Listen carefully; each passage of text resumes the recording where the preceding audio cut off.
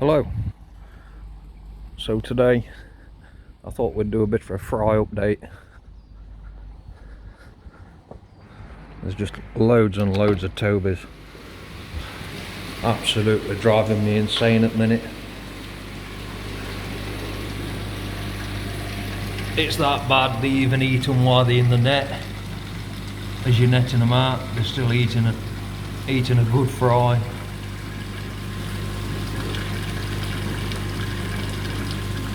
See how many there is. All this round the edge is actually Daphne, and this is now formed in the bog pond. And there's one the tobies have had.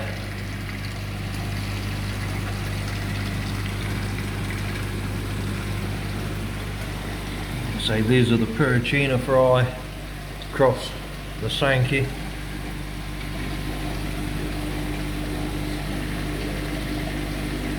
There's still millions, but the tobies are making a good go on them. We just can't get them out fast enough. See if we can see some more.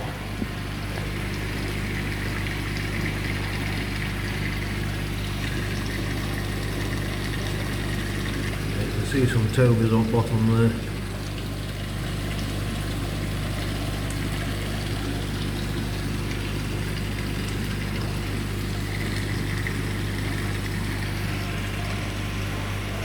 On the bog pond,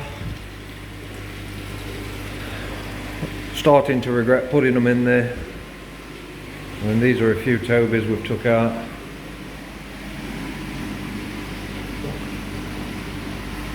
It's just too big of a pond, and the tobies are that fast, you just can't get them. I'm having a good couple of hours every night trying to net them out, but it's just not enough. You know, there's just that many. And then you go to it day after and there's as many again because they've doubled again. It's a lot easier if you're growing them in a smaller pond and you can get the tobies out quite easily. I like that one in the shed, but there's still a lot in there. It's just having time to do them. But these are some of the tobies I've taken out in the last half an hour.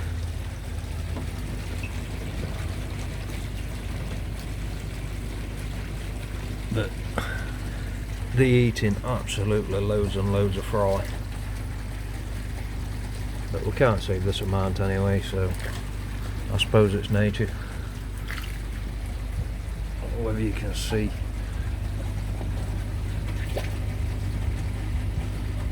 The tobies on the other side that I can't reach. They're getting quite clever. And all this is Daphne that's actually formed. And it's cleared the water,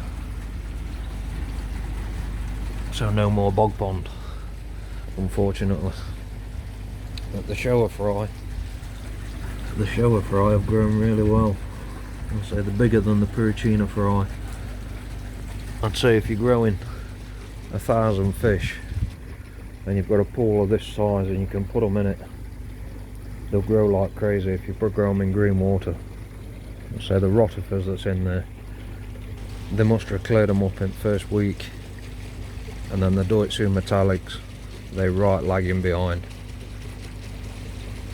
I think what's going to happen is most of the shower fry are going to end up just eating the Deutsche fry. Hopefully there'll be a few tobies out the Deutsches, and then we can keep them. I mean, they're not going to eat them all. There's still millions and millions of fry in here. I don't think the camera will show them all. But the Deutsche fry are way behind the shower fry, even though they hatched at the same time. But it does take Deutsche fry a lot longer to grow than scaled fish.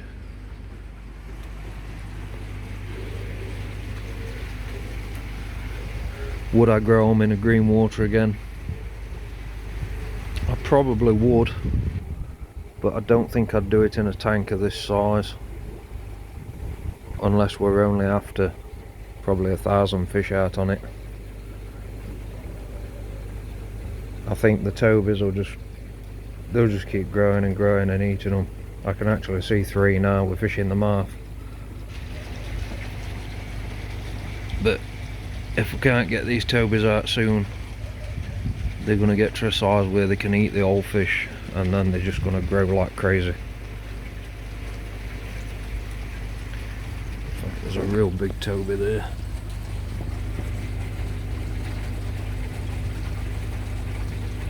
I'd say that toby's pushing 1.25 inches.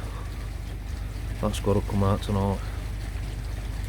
That's going to be fun trying to catch him, because they are like lightning. You put a net in this side, they on other side. You put a net in other side, they on this side. At least with the small tank you can reach around it and you can grab them out. With the main pond, the spawning's had to come to an halt. We were looking at the pond the other day, we noticed the Shiro Ashuri. She got a bit of slime on her head, so we took one out and scraped it, and we actually found white spot. This Shiro here. So we're treating for white spot at the minute, so until we can actually clear this up, then we can't carry on with his breeding program. But I don't think they'll spawn in here. Well, fingers crossed they won't spawn in here, because we've still got loads to do. Hopefully in the next 10 days I can clear this white spot.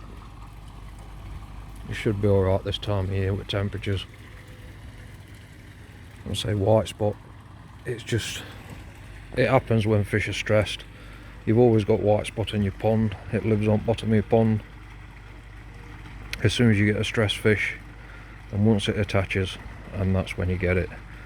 That's when they spread like lightning. But you can't kill the white spot while it's actually on the fish. You've got to wait till it's actually ready for releasing all its young uns. And once it's released off the fish, then when you treat it, it'll kill all the others. But they look alright. So I normally scrape them every month. It's only the fact that we're seeing this Shiro, they won't do to be scraped for another couple of weeks. But I normally, this time of year, I scrape them as we're breeding them just to make sure they're clean. Unfortunately, it's one of them things that's koi keeping. But there's nothing that looks really stressed. I mean, the slime on the Shiro, that's just protection. They just cover the scent in slime. What we've treated it with, same again, we always use malachite and formalin. It's really good for killing most parasites. It'll kill your costia, it'll kill your trichodina, or malachite green's really good for killing trichodina. It kills white spot. It does kill flukes, but you wouldn't use it for treating flukes, because most fluke treatments don't kill the filter, when malachite green and formalin do.